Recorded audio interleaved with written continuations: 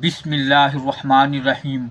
दिल से दीन की बातें के मुअज्जज नाज़रीन, अस्सलामु अलैकुम रहमतुल्लाहि व बरकातुहू।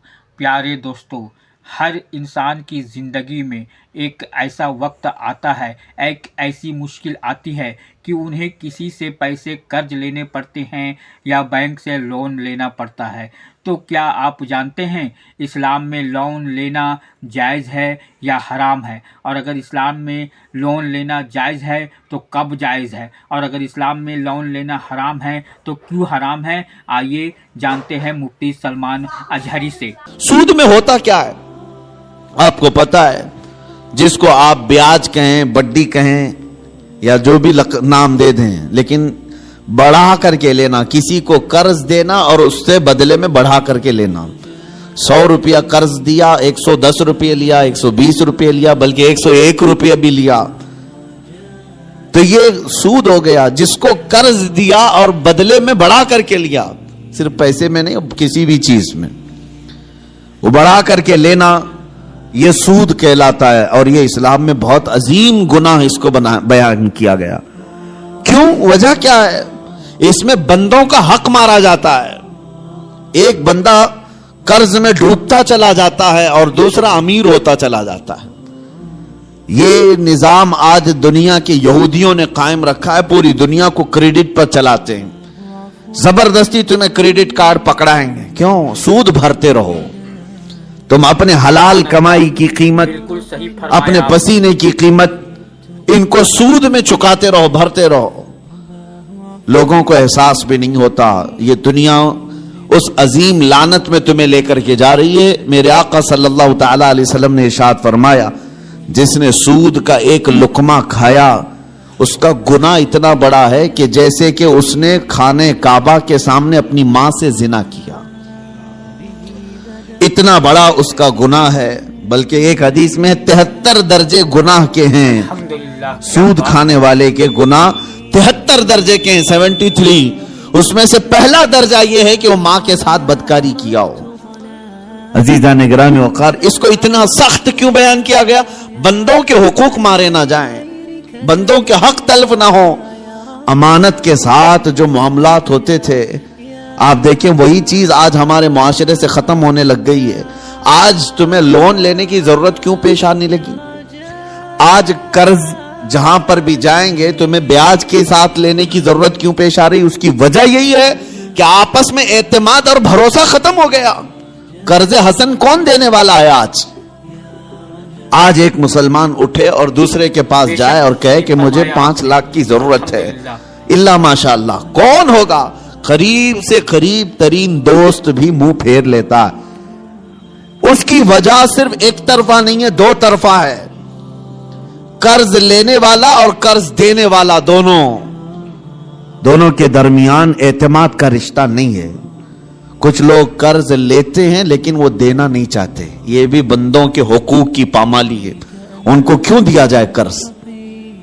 लोग डरते इसीलिए कि 5 लाख दूं कि 1 लाख दूं, ये तो देने का नाम ही नहीं लेता।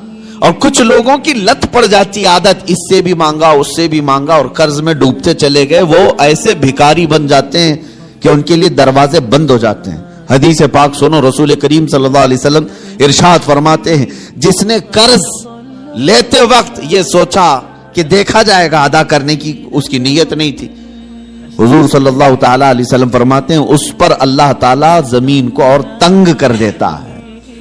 उसके लिए दरवाजे तंग हो जाते हैं।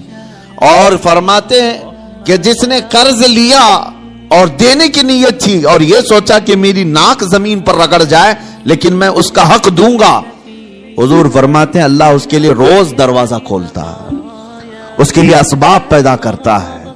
यहां लेने वाले की दिल में ख्याल ही नहीं रह गया कि सामने वाले से मैंने रकम लिया है। बेचैनी शुरू हो जानी चाहिए, हमें बेकरारी शुरू हो जानी चाहिए। किसी का कर्ज लिया है तो नींद उड़ जाए कि नहीं मेरे भाई का कर्ज है, मुझे वापस देना है।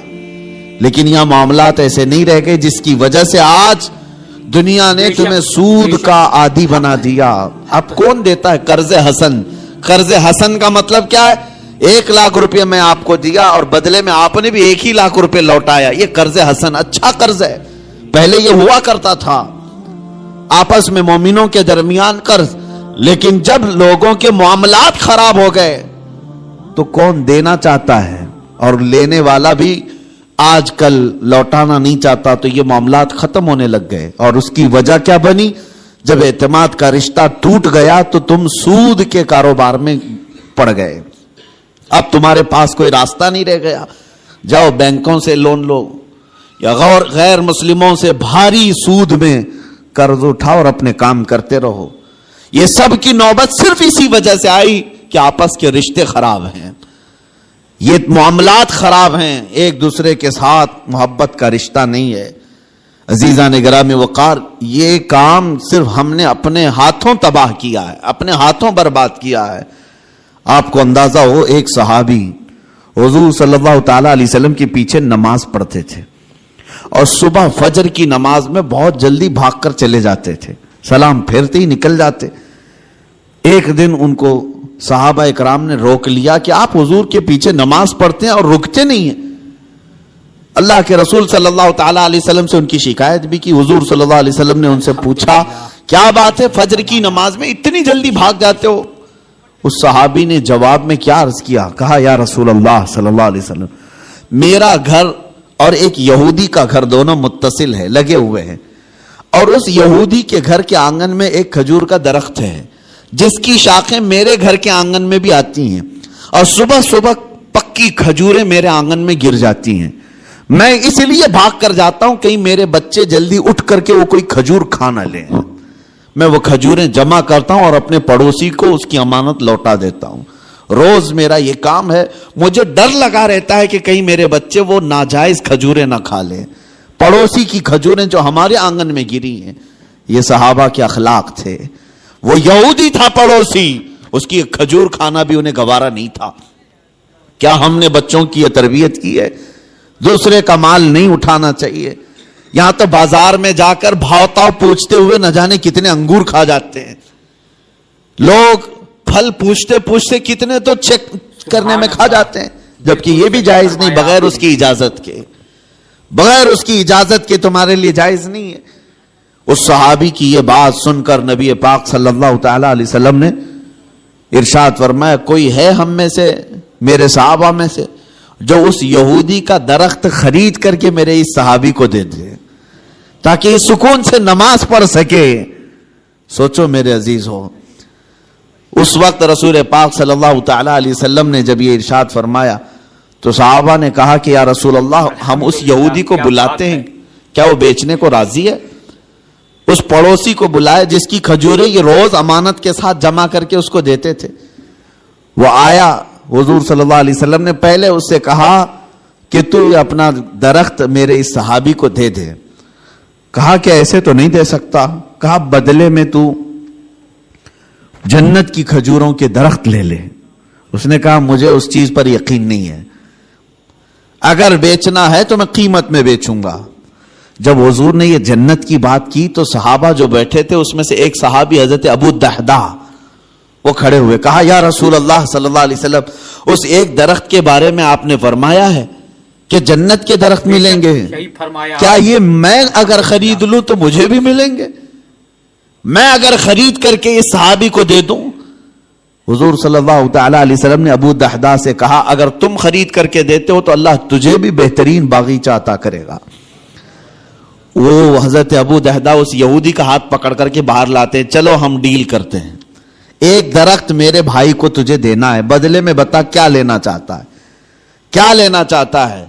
وہ مانتا نہیں تھا۔ حضرت ابو الدحداء کون صحابی ہیں میں آپ کو بتا دوں، اوالی مدینہ، مدینہ کا ایک علاقہ جہاں آج بھی اوالی اس کو کہتے ہیں، مسجد قباء کے قریب، وہاں کے کھجوریں دنیا کی سب سے بہترین کھجوریں مانی جاتی۔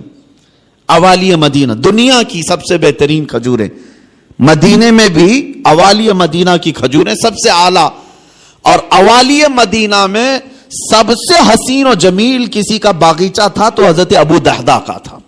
بہترین گھر بھی تھا اس باغیچے کے اندر، اور بہترین خوبصورت باغیچہ جس میں نہر بھی تھی۔ حضرت ابو الدحداء نے کہا کہ اس یہودی سے تو مجھے جانتا ہے؟ کہا کہ تجھے مدینے کا کون آدمی نہیں جانتا؟ تو ابو دہدہ ہے، بغیچے کے نام سے ہی لوگ جانتے ہیں، حسین و جمیل باغیچہ ہے۔ حضرت ابو دہدہ نے کہا کیا تو اس بات پر راضی ہے کہ میں وہ پورا باغیچہ اس ایک درخت کے حوالے دیتا ہوں، چاہتا ہوں یہ ایک درخت تو دے دے میرے اس بھائی کو، میں باغیچہ پورا دے دوں۔ اس یہودی نے کہا کیا مذاق ہے یہ، کیسا مذاق ہے؟ اس نے کہا رسول اللہ کی بات پر میں کبھی مذاق نہیں کرتا، اور نہ ہی مسلمانوں کو یہ زیب دیتا ہے، میں معاملات کر رہا ہوں تیرے ساتھ۔ حق ہے۔ اس یہودی نے کہا کوئی بات نہیں، درخت میں دینے کو تیار ہوں۔ ابو دہدہ نے وہیں پر جو کچھ لکھنا پڑھنا تھا سب کر لیا، بیچ دیا، نہ کوئی قیمت لینی